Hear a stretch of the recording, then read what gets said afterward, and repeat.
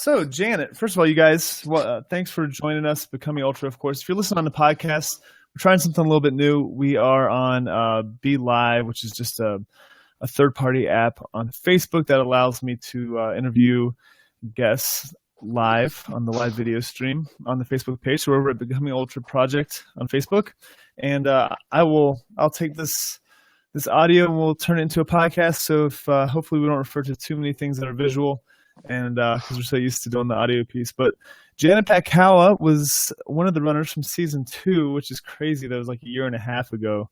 Actually, Yeah. 2 years ago, we started the coaching for you guys. I can't believe it's been that long. It's kind I of know, crazy. right? Oh my God. Like, time's just flying by. I think hmm I'm just not sleeping enough because it feels like it's flying by.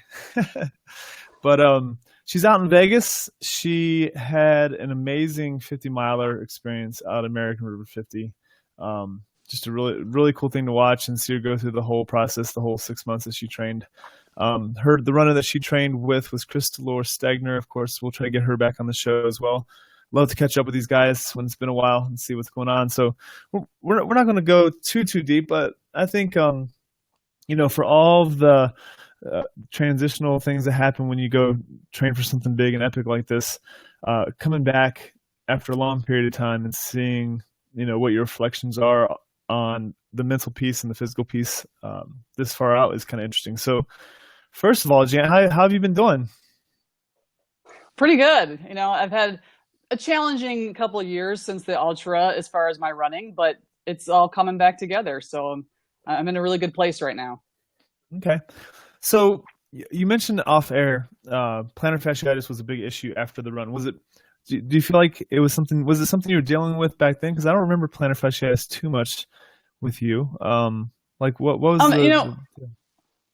when I was training for the ultra, I was reporting to Ian what my issues were, but there was a plethora of them. There were knees and, general fatigue and whatnot. And I mentioned my feet a few times. I know that getting out of bed, there was always a sharp pain on my heels, especially after long run days.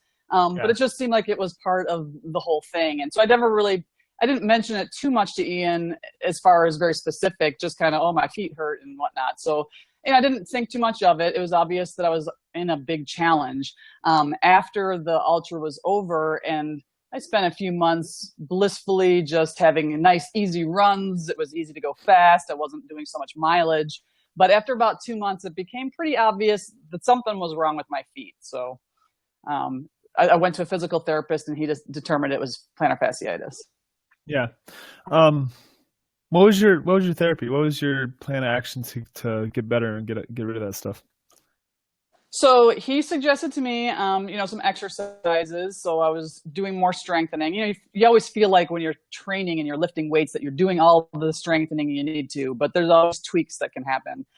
He issued me some orthotics that I used a little bit. I didn't use them all the time, but I used them as a tool. And he got me down to 0 miles, start fresh and new. And that was really tough to take because I'd done all this work to get up to this high mileage. I thought I was going to do all these 50Ks and, just use that training for other stuff. And I had to really just take a big step back and just figure this thing out. And I had to start back from scratch. So it was 0 miles, and then it was run 1 mile and walk 2 miles. Plan to go out and do a 3-miler, but only walk 1 mile. It was humbling, to say the least. Yeah. So at that time, were you enjoying the running piece, the fitness that you gained, and you were just kind of injured, so you couldn't really enjoy it, or were you kind of burned out? No, I was always enjoying the running part of it. And when I couldn't run so much, I would just go walk on the trails. I mean, I just seriously love to be outside. So I was just trying to figure out a new way to manage it so that I could still enjoy being outside. Yeah, that makes sense. All right, so when did it finally turn the corner as far as getting rid of the plantar fasciitis? You've gone through all the rehab. I'm sure tons of loosening and strengthening in your lower legs, so you could finally feel confident with that. But when did that finally take a back seat? Yeah, it took almost a year probably to really feel like, okay, I've made it over the hump. And there was never one specific thing where, oh, the orthotics did it. Or, I tried everything, the Strasburger socks, the tennis balls on your feet, everything. But I really felt like it was more of a what do I need to do today? So it needs stretching today. It needs some strengthening. I need to lay off today because it's kind of sore. So I need to do the icing. And so it's just more of learning what my body needs, how much I need to do, and progressing forward slowly and only as much as my body lets me. And I feel like I've come back even stronger and better than I had been originally.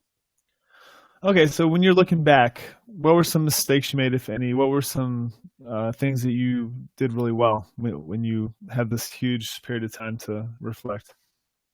Yeah, when I look back at the whole experience, I have a very positive idea of the entire experience. It was nice to sink my teeth into something. It was nice to, learn a lot about the nutrition. And so now when I go out to do something that's long, I don't have to think too much about it. I'm like, oh, it's going to be 3 hours, grab 2 snacks and 2 something else. Like I have all that kind of pat down. So, the things that I didn't like about the Ultra was the really high mileage and the back-to-back weekends. Those really are time consuming. But when you look at it as, you're going to train for something, it was only a couple months that you really had to do those high mileage things. So it's just, if I were to take on another 50 miler or something even, longer or a little bit shorter, I would just know what I was in for a little more. Right. And, the back-to-backs are great because you don't have to put all the volume into one day. So it is actually to help prevent the injury stuff. But for every single runner that comes in the door, big back-to-backs are going to make sense. I mean, if they have different responsibilities with families or work type stuff, you may not be able to get that in. So maybe, moving forward, if you're going to do something like this again, letting your coach know, or just, in your own planning, maybe I'm not going to do as many back-to-backs. Maybe I'll do a couple bigger runs on one day and have more recovery built in. That's always a possibility, because one thing that I'm learning with this and with working with endurance athletes for the last 10 or 15 years is that you can take the science as far as you can, but there's always an individual on the other end, and every individual has so many different needs. It's just crazy how many different needs everybody has. So that's something I've really learned, and it sounds like you're kind of looking back and saying, okay, didn't really enjoy that part, and it was kind of a burden. So how can I moving forward make it so that it is a little more enjoyable, but it's still serving me from a training standpoint? Is that fairly accurate for you? That's very, very accurate. And I think too, that blends into which goals do I want to pick? Do I want to pick a 50 miler just to say I did another 50 miler? Or do I want to pick something that really appeals to me? So then I feel like, okay, I will do those back-to-backs for that because I really do want to accomplish that thing. Yeah. What about the stuff that you really liked from the process, or things that you're applying to your life still? I really liked being outside. I mean, that's definitely something that I have incorporated into now. I try to do trail runs as much as I can. And even my longer runs, instead of being complete longer runs, Ian had said, do the power hiking as part of it. And I've incorporated in a lot more walking. And if I'm not really aiming for a goal distance or race, then I don't really need to be, getting up to those mileages. I can more go out for 2 hours. Who cares how many miles it is? Just enjoy being outside. And if I've got to walk half of it, I walk half of it. Yeah. So have you done anything big since the event? Any big events? Any big feats? Shortly after, in October after that, so it was about 6 months after the Ultra, I did have a marathon in Portland, which I worked with the physical therapist as far as how I was going to be able to get to that. I had only done a 15-mile long run by the time I got to there. So it was a very slow race, but, I finished it. And then this summer, Mount Charleston is the highest peak in this valley. It's been staring at me since I moved here. And I'm like, for 6 years, I've wondered how the heck am I ever going to get up that thing? Who's going to go with me? Am I going to have to spend the night? And now that I've met some people that do that and I have the capability, I went and hiked the mountain. I mean, I summited my first mountain. So it's not so much about the races and the running. It's just more about being fit and being able to do the things that I want to do that look interesting to me. Yeah. So signing up for the Ultra, training for it, completing it, moving forward, overall, it seems like you just look for more adventure generally. Yeah. Is that for you, or is it just mine? Yes, yeah. No, cool. That's a very good assessment. Before the Ultra training, because I had gotten up to about 10 to 13 miles that would be my long run. But that was like the stress point. That was, oh my gosh, my knee hurts, and this is how am I ever going to go farther? Now I know what the process is to get farther. And so I just have to work with my body a lot more. And it's definitely been better because now I feel strong enough that if a challenge comes up, no problem. I can do that. Nice. You know, when we were on the trail the last few miles out of American River, I was asking you a million questions to distract you. And you told me, Yeah. I know you write a lot. And have you written much Uh-huh. on the experience since it happened? I actually wrote an entire book on it. The whole thing's written. Did you really? I finished it. Yeah. Okay, so that's what's my the next process? challenge. Are you going to share it ever? I want to get published. New challenge that's not running involved is how the heck do I publish a book? So Yeah. I'm in that process now of getting it beta read and going through the publishing process and hopefully getting it out there. Oh, that's so cool. Does it have a name yet? That time I ran 50 miles. I like that. That's awesome. I'll have to hook you up with some buddies that have self-published and done pretty good cool. with it. Yeah. I'll let you know for sure. All right, moving forward, what would you like? So, season 5 is about to start, and this has gone through a bunch of iterations. And you know, I'm trying to evolve the project as it moves forward. I think what we've really tapped into is the power of accountability on this platform. Oh yeah. You can't get better accountability than knowing that you're going to be talking and that thousands of people are going to be watching and kind of cheering you on. And it's gotten bigger even since you ran it year and a half ago. So we're really going to tap into that. I have another idea that I'm going to kind of launch with season 5. That's going to be more on the accountability. It's going to open it up to more people to be a part of this project. But what would you like to see? You've kind of followed along a little bit. I see you chiming in every once in a while. What would you like to see for season 5 as far as the types of runners that apply? Ooh, well, you know, I'd like to see a guy. That makes 2 of us. Yeah, I you know, Stephen and Grady, they had some challenges, and that's unfortunate. But you know, it was also good to see the process that you have to go through to decide I'm not going to finish this. You know, that's just as important as being able to finish it. You know, I lucked out. I didn't have anything that stopped me. Like, you know, Stephen's he hurt his knee in the middle of the race. Yep. I didn't have that happen, and Grady with that ridiculous illness or episode, I'm not really sure what you call it, but having to really have to make that hard decision to decide, no, I can't go on with this. That's tough. So no, I've been getting some really good, you know, good stuff out of the continuing project, and I don't know what to look for the future. Yeah. Well, it's interesting. Like 4 out of the 7 runners finished.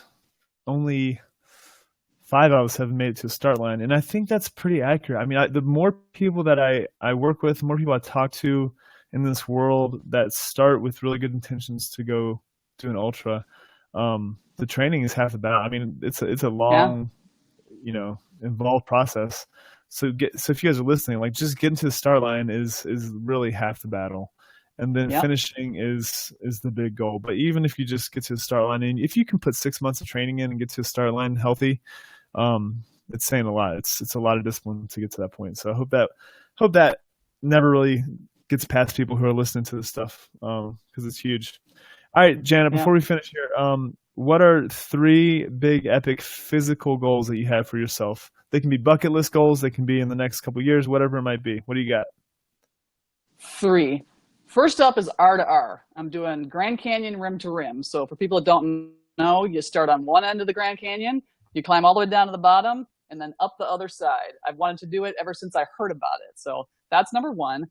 We're going to Peru next June if the permits all come through, and we're going to hike the Inca Trail up to Machu Picchu, which now I'm not even concerned about the physical aspect of it. It's just, I'm going to do it. And number 3 is, you know, last weekend I was out on the trails and I ran into this man, fit, strong, older looking man. And he said he was 69 years in the same mountain that I was. That's my ultimate goal, is that all of this sets me up to be able to move on in my life and stay healthy and active. And if I can be in my close to 70s and still climbing mountains, that is my ultimate goal. Oh, that's awesome. Yeah, when I was following Rebecca out in Minnesota a couple weeks ago, there's a 67-year-old guy, and he was struggling towards the end. And he's like, "Yep, just a six." He's like, "Yep, this 67-year-old's race is over today." I was like, "Oh man." I was like, "Well, that's pretty awesome, man." I was like, "You just told me that I have at least 20 more, 30 more good years." So Yep, exactly. anytime you see somebody older tearing it up out there, I love that Yeah. I have that much more time to Yep. really be active and getting after it. So, well, Janet, I can't wait to freaking. I knew you were writing the book. I didn't know if you're done yet. I can't wait to. We will sell it through Becoming Ultra or donate or whatever you need through this Yeah, community for okay. sure because I Yeah, think we'll it's so talk. cool. Yeah. But yeah, hopefully that works out. Thanks for coming back on and sharing some of your story. Really, Yeah. really appreciate it.